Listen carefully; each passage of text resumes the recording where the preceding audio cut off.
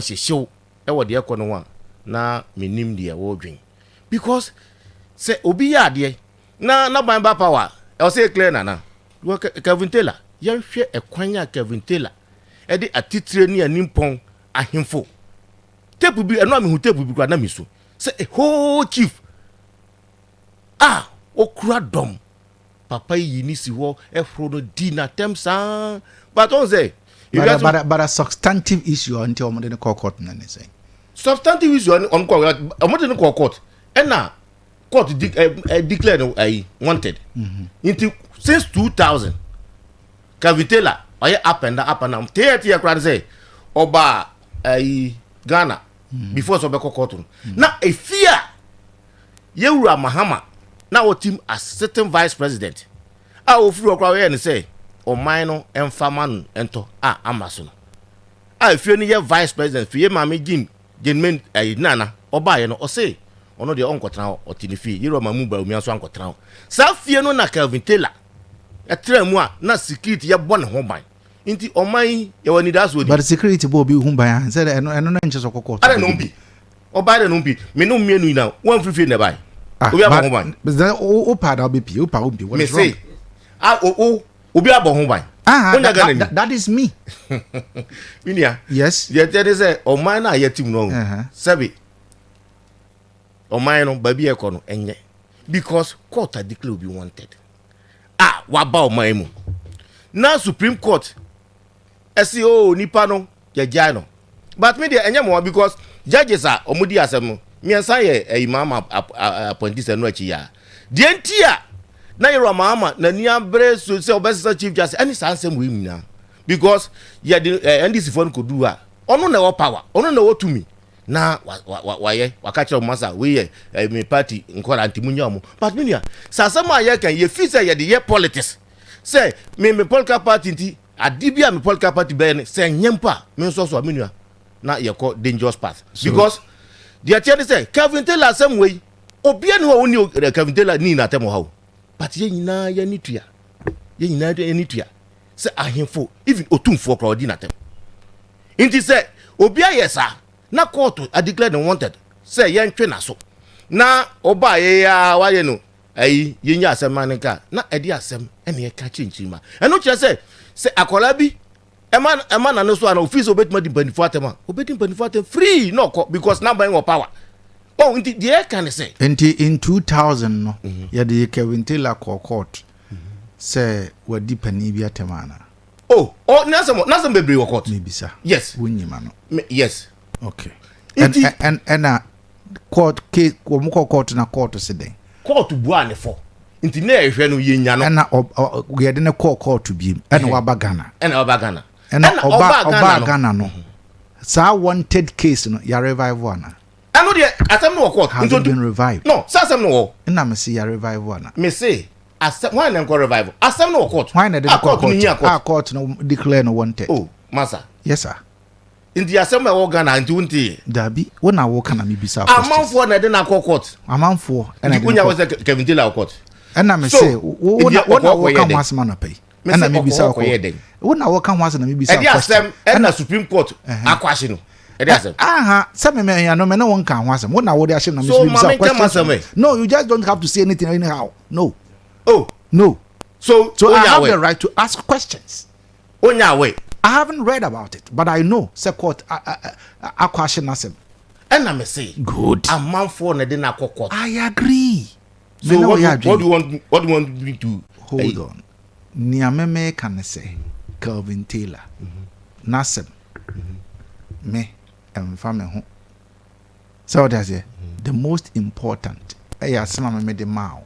And I wanna what delve into Kevin Taylor's issue because a case a court na court a jai obi and I know into so dear no babishima what can was. Na maybe some question.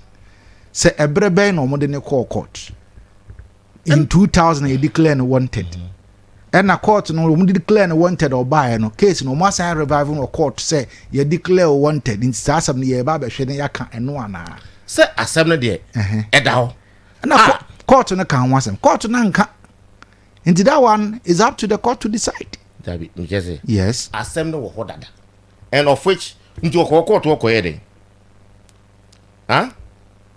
I am asking, what's in microphone at the court? I am not discussing Kelvin Taylor. I am discussing Kwabena Dufour. And you have chosen to speak about Kelvin Taylor. That is you. Anna. Say cancer me the ma. And I'm say yes. Or no. Me the no the account because I related to a buying a question but a court na agya no nya ban no. Anna. Na court nya ban abana attorney general na manager. Are you telling me say attorney general could not cast or munja Kelvin Taylor? Let me tell you. Tell me. Attorney general. Yes. Who him say no ye we lawyer Kwabena Dufour lawyer. Before Satem no so no lawyer. So as some nankasa ye can clearing agency na president akritia man ho. That is a subject matter. Because assembly ye di assembly. But is Kelvin Taylor nya onye adwuma ma ban. Kelvin Taylor onye this communicator. What are you talking about? He's a journalist. He's not a journalist. But who is he? He's an NDC communicator. When? Or started that. When did Kelvin Taylor start speaking for the NDC? He does his job as a journalist. It is not true. Oh, it is not true. Minya. It is not true. Me say Kelvin Taylor. Kelvin Taylor ye NDC ni. Okasa ma NDC. Odi mpanifo atem ma NDC. So, Mabel. My own brother Okatache Frifa. Or MPP ni. Yeah. He speaks for the MPP. Yeah. Okay, thank you. Carry on. Inti now the air can say abina ye no a credit agent and Oakley. Anka asam no ne papa mu. Paul Adumochi speaks for the MPP. Paul Adumochi. Or MPP communicator. No, minim. What are you telling me? Me say minim. I didn't think I would. Do you Benkas or NDC? Me say I didn't Benkas or NDC. You I am telling you say Kelvin Taylor a journalist. Was no. And I mean say Okatache Frifa also MPP. Yes. I can speak for Ghana people. Go watch me who no conference na say. And on Saka. So MPP now so the party ya there na enya. Because we saw Ghana people speaking against Galamsey issues. The party ya there na enya obeka. Maka mienu. Okay. It is an idea. It is someone American say. Presidents are here set no say ya hwe ya oman we ne dachi enya papa. Because so be ya there na the party emra power oba o ni agya no. And nanado etiso no. NDC for the Bonanado Tisu say or your chief credit agent and Edian assistant. Edian assistant. Mama buy here on square crankofo. Intiminia, baby, I don't cry one too many. Baby Econo, yan sure because Uncle some day or quarter, ye diana ecosi kind. Na at A. Do be for no for do any funds, not the local. But as some do baby net tranketi say, ya mano, ya kwasha samna, Minona, ya purchasing. So be diska.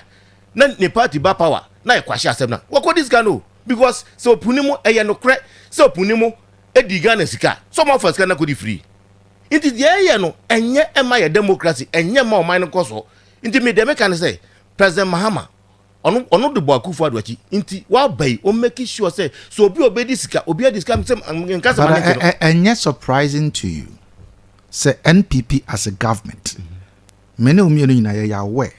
So when it comes to law, MPP Edima Kotnapa. Good. Now such high profile cases, abeda MPP name with Nanado as the top legal brain.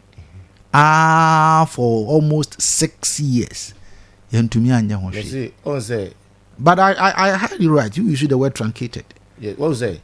You see, the wheel of justice runs slowly. So the fact that it grinds slowly doesn't mean that all cases must always grind slowly. That is the problem we have in this country. So the MPP government didn't do well. I know they accept because you're crying. Say amount for this car, Monchi Omo. Na inje says NDC abai. Let me tell you. The Ekokoswi and we are sa na be. What is meba? What is ora and ora we? Ora. And say womo aye womo adwuma. E de womo niam nyina ama womo was here the topmost priority of their allegations was lands commission. What the land commission has because the state land among ministers convert so bizomo almost it is state lands so say I didn't na adebu na and then I was asking Alhaji Idris Afuseni this morning say near air question a political gimmick and mo edida da yen yadwene ana So because here state land asem omo kai almost omo ministers no omo MPs be state land so inti unu aso ba okoto obi ni bone be no aye inti mo na mototo mo state land which is more politicians more dada mo use ye adwene da bia mo ma ye hu se ye nsebe timamufo no ye nim nyansa da bi eno de mo dada ya adwene da ye na da mo minia ye na da mo adwene na mo ye dey no say e wo hai na bibia beto e wo liberty ye auctioneer omo be consider mo ye adwuma first and ade no aye afani afa even president Mercy Kwano not state land so aye afani afa nti ade nti no be ye topic say ye ba amanfo atoto state land ye be chi won say yes na ye so ye de adwun bi to nkofo ne tim because e bia wo a unim hwe about state land o better say bia ayi amanfo we state land nti woni das no bibia nsi a nti me ne wo ye adwun say ye politicians no e do me ye de mo adwun e dia bro atuasian Capital Bank. But yeah, good. So no so the case no say ya. Inde sa na ya no. And now omo ye ya na atuasian de ye jail no because he wasn't a politician. And only asem. So a politician anka atuasian nkonko jail. Yes. So the American say MPP abreso mo se enya NDC abreso so enya ye ni say so. But then say NDC mfa obi anko court. Oh, and I'm just say Ora. Say ya na say na wo kan say ya na mo ye na sa. Oh, ye man crofo hu se ye bibi sa mo be da sa. Me kire question of cases in America. Say no one na no wo kan. So, say enye wo MPP abreso a enye wo NDC abreso because asem na ye kan anka ye ni asem no be point say ye ni asem na anko si But you agree say NDC as a party on all these issues.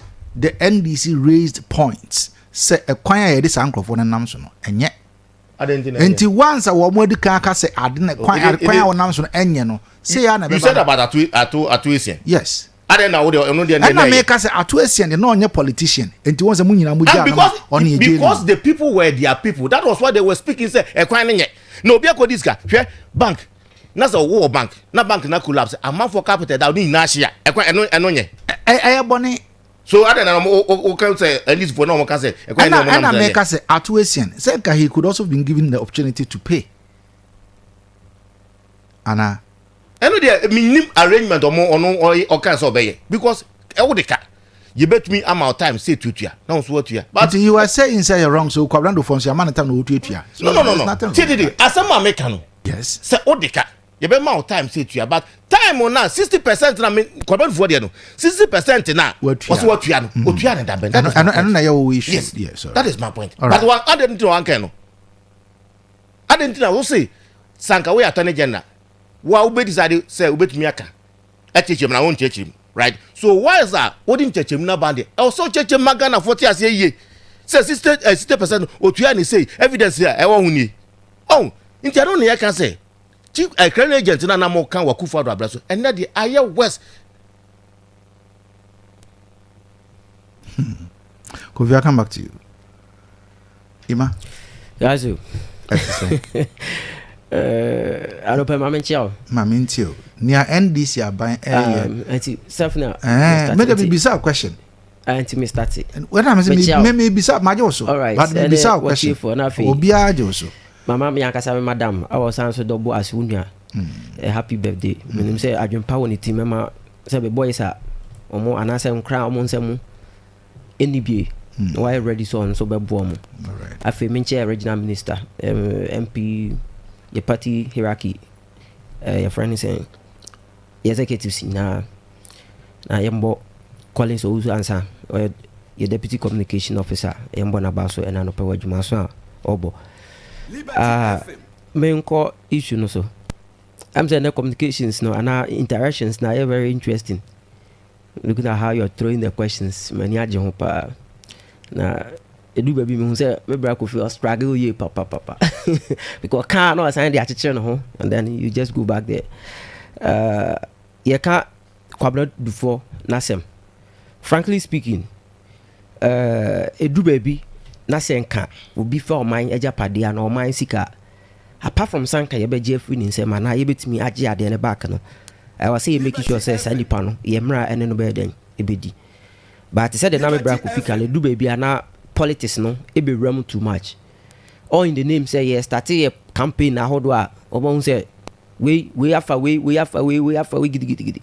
But looking at this particular trend na yekono with the Attorney General Dominic Ayene nenia break ana wo hwe ne kasa mu a bibia oye bia kire say this time no opese one Ghana fo nyina na eden and anti boom. But when Ghana phone and say I have the right to ask questions. And I say me build the point. I know you are building a point, but besides Matthias common na yedi to the casamity. Eti o ka kire say before say impo ye be so ye mahama ino na ya set ya bibia friend say ora sa ora na hwehwe nneoma mo gi information sa hodo information sa mo sa kan no to be frank and honest na do but o person kire say na o kire say enye information na wanya ni nyina na wo a clear cut evidence I kire so betimi agina so e dey a prosecute obi enti time me bra ko fi kasa no na wo bisa no questions about and also no amu bobi sagleme housing unit spare parts ambulance here and there and the rest obobo ni nyina so na what me a prosecute obi and answer wo di obi asema ko di court with the kind of lawyers am claim say you have the men ni nyina chi still mo nya clear cut evidence e kire say nipa we and pass wa fom eti yemfa ne ko gina mre ni unya de ne ko du ho wi a afi de mu hu de mo nya mo ho what I say enti ade ne say kwabradufo me no kra nya mianum bank na wogu anasa one way no e fa ne nsem anasa nam ne so egu ya no I know de ntwa ye because once me na mesika wo ho a e bia mesika no e be chance na me nsa den aka e bi kura me yema adwuma ketenkete bi na me nya sika kra na me save no ho enti say one ma bank no abo form a e kire say one man ye den endi ne ye but here's the case ye hwa asem na ache ni nyina no em say previous government no any no co negotiations ana negotiations no Dr. Ayene echere say enya de anka empo ehuhia say o my reason ti a o pese o truncate the issue nemum o pese o magana fo ti ase de eden ewo mu ana o chere say enhihia o mo ne no eden ekoye ni say o tua 60% sadia nkaye no ya spread ya man nti de wo mu bi obeden obetua enti say me di na chikura say me de ne koto afiase a ana me di na asem na chikura still enkosi bebia because e more or less say ase ye di kan aka asem na to wa ne sa no ema appropriating state funds a deterrent. No, that be also me build them a point make I say in the first place yes, no no cry your menum emboa ya so mine who dey share obi to say state land issues one say John okowu ye na ye share ne will mu na wa wele some part of forest reserves a e wo ho e mo mine no e de ama obi fufuro sisi ano ntiase biom ye besi da kwaje ade na eden efri ni nsem enti sa nyoma wo mu nyina no emboa recently na mete say JM abande say state lands ne transactions ahodo ye ntwa so minority for years atwomo aka say sa de we na obeye no emboa man no kosi koda sisi ayenye den state lands na monam wo opposition na no mo ka say NDC for na totobi a enti a ye prosecute omo no mo ba ya mo de ma weli bi e de ama mo busuafo ni nyina echi no ene yesi ababiom ni yesi state lands ya makwan mpoma onka se wo koto mo say hey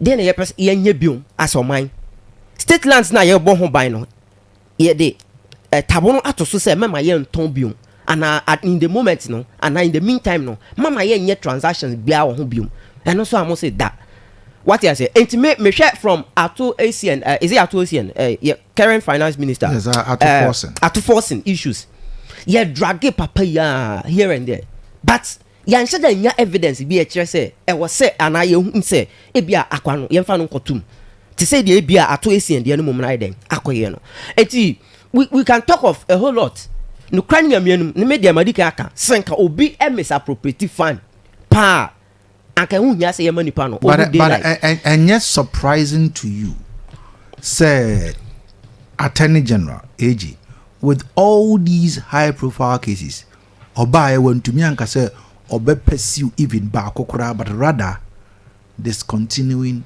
all these cases. You see me problem ni nyina na say once all the asem kokota ade e ko kan wo high based on evidence eti Attorney General we na ka say this time the issues and any cases obe pursue nyina no obe make sure say o evidence pa I say or the kwa obedibem ansana or the bekwa or the iden or the akọ in cases na MPP for the court no a ono no buy na or they or more court to bro for knowledge prosecutor they are yin everyone ba company wa wonyina so enya say nyina so on say nyina so bi wa obenya but nyina so ni bi wa it should be proved what you say nyina so ni bi wa it should be proven. Are you saying say sa cases ni nyina ye di nkomo okay mate sa cases ni nyina no proven evidence bi ampo enim ebi be wom. But let's look at a case that transcended for almost 8 years. What made the Assembly Ghpage high profile case, just like Omo Dabino? And na me catch Kofi say wo ane Kofi nyina modi no na modi dada ye di wi ayen. You see, me I don't subscribe to Sanyo Mano. No credit you him. She said this Madika can, and I will say it over again. Said this time no, your age way. Look at this guy now here NIB. Omwe ya say was thinking about 49 million. Yede akwai koto efiase ye be no. Me refini I say if you could remember that guy. Say no ye NIB, you say NSB and NIB. I say NSB or yes. I'm just my home Dubai. Yeah, Dubai na issue. Yes. Ya who say enyama say na Dubai why then? Why? After the ebe wiase an lawyer catch say ni issues no more security details enti so beka obetimi de oman no atonse niemu na e kire se adebone why adebone na se wo beka na de oman akọ oseyemu anu nti mema yen ka se ade na why na ebone ana. Have you seen it? Look at who to me issue yakwachi you to me yoko invite no na a whole parliamentarians from the MPP or the to abetena form ade yen no enti sabe ye frɛ obi atoto na no ebisa ne nsɛm about issues na me bisa Kofi say what you say anya political gimmick bi na mo de yen adwene edi agro you see me na because I remember same NDC penso when MPP arrested some mpanimfo we had same NDC people na wo nyina so etupu say sa eno na make say sana previously you hu say echo previously me point of view there sana me hu say previously echo and then this time no Dr. Yene amayati say obi bia ode no be kwa akogina imra nim bia no owo bibia eye nyina so a esombo ye a eniti sani pa no ntimi entete ne ho enti this time no ye ndi na chi no this time e be fruit e be so abapa so they should sit down and watch omotina say no mo hwe de be ko anything na de bia omaye update previous government no it wasn't like that and this time no person updating na ho hia na no say ho hia if you have every evidence to prosecute the person take the person to court de tie bia no samre no be so wa maye nyoma I say some documents are ready I present it amount for is it I'm say yaboba ko e be on the 24th is it today or I'm say within this week or so I be di bako asem enti de tie bia no obi bia na ho bon bibi bia enye wo amamu we previous amamu no na do dan kwa akufado amamu no ye nim nyoma bebre look at recent year I'm say be the next topic that we're going to discuss and nyoma bebre ankoye and this time ye be make sure say obi bia ne ho bon asem bia mu no ye be che no look at what is happening Kanofuriata and some way awa ye nyina chi say ade okra de uwani na wakofa Kevin Taylor and sensem don't forget say mo am kasa mo presidential aspirant back which is Canadian Japan or live TV di Mahama time style biabi e ma ni say threaten say de tie bia no ono Canadian Japan be make sure say ye be hye Mahama fie and afei baglo latte ye be hye omo fie because of say no power anti di na see ye na wo de your friends Kevin Taylor ono kla oni o my we mu no ono wo say obi odidi obi atem na ono na asem be da court no ye de na asem akokot ana onu mum o ka say am so obi kra na de na asem ekokot ana onu mum e ka say asem na omudi ye na judges na omudi ye na say one way na odidi o matem ye nti kroma na omo MPP fo ka kire o say de bia de asem kokota unanimous FC na ya hwe ye de your friend say oye ne be bo man nim anya omo na ka asem no omo nsem ye de asem kokota so not ya na o ka say Mahama na appoint obi nti anu nti na ya na mo judges bebrebe na mo de omo ko go Supreme Court no wan de omo ko obi kra na oye junior including ayankasa ye CJ no ye junior in the rank ono kwa ye promoting no ono kra na ye promoting ama na be sign mpanimfo bi ho akotena the APS court a odi amanfo asem what I say enti ade de e wo so mo ankase hu say ba bi e kono we are going to squeeze them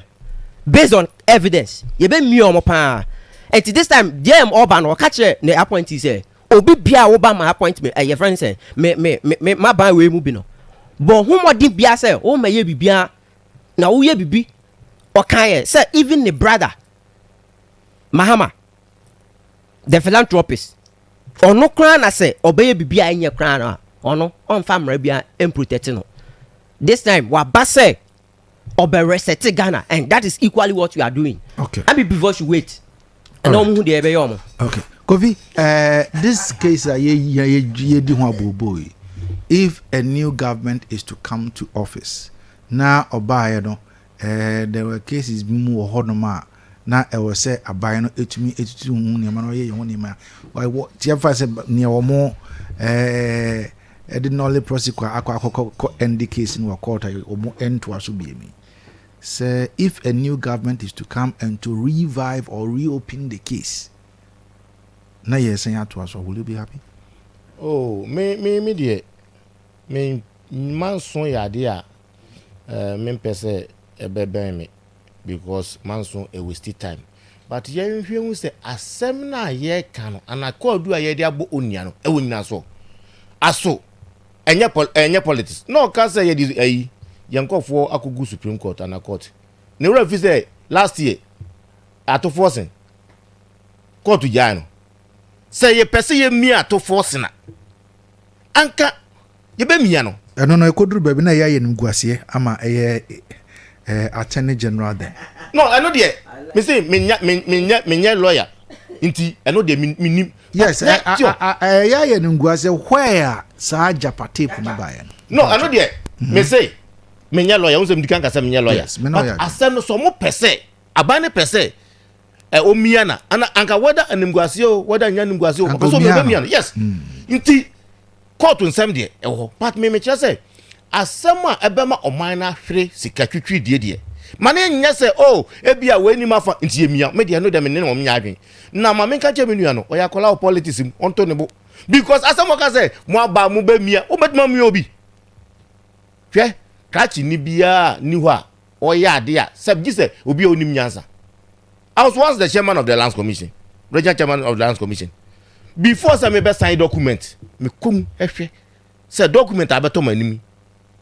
Or say me sign and sign am sign me free way.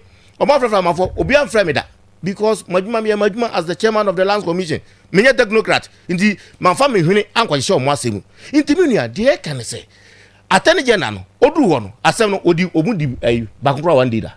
Omo ani bi eno na ye kan nti ade nyina so na odi gina yo kan say ai matwa asem ya mo adwen omu timpo say yankofo ya ka kire omo say ye ba sika na omu de anya omu ko na omu de omu de mandisi party no omu but said dockets no so upon reading the dockets no who say no yanto asem ne so ebia 1 2 kra na because asem no yenwie docket no obi aka na asem ya bo ebia ebe waste of time ama oh enye waste of time ago lawyer for no moto court for no moto yede enye waste of time court for no adwuma no nti yeni asem no yedia na ewie a na se nipa na dibia onko wadi fo a yentwe na so because ade a ye no en set president papa mo oyu ebeye se na ho say oh me party aba power me nya sika me mfa bi nhwe party se ne wayo me die oye ya wo de fi ochiche mu a amanfo nya omodie na ye ba ya say kodi no ye ma amanfo no nyi sika no ye nyi sika ne ntumi fa nya mpuntujuma ntimi de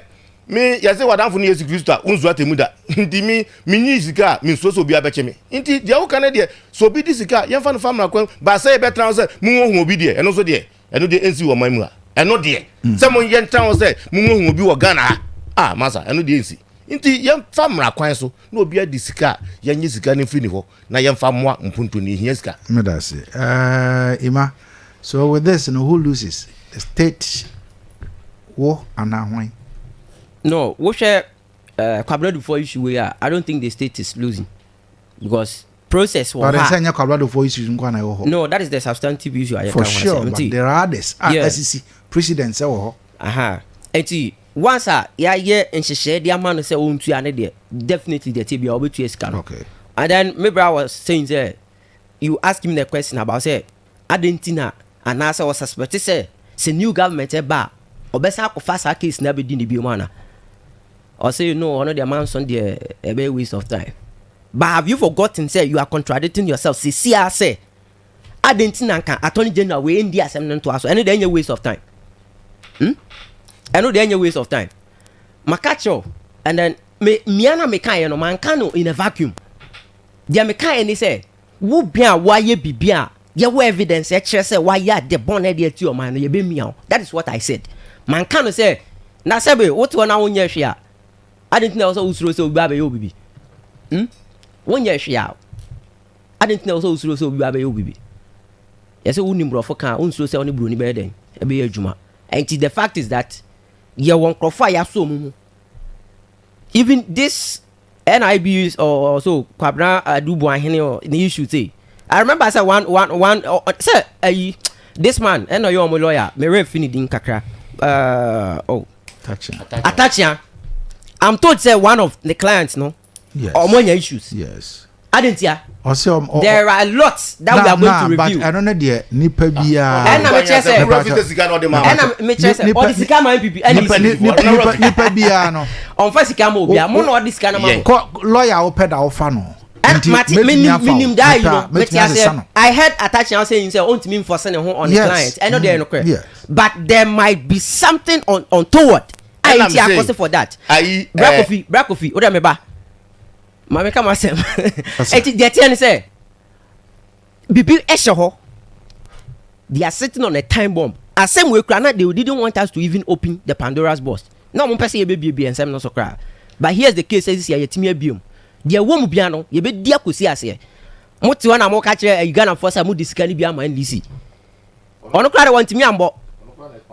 Ono ne kai. But be or the man this no. I don't so say or cancer nanka obi ehwe say or cancer nti Attorney General and or be can no atum. But he is a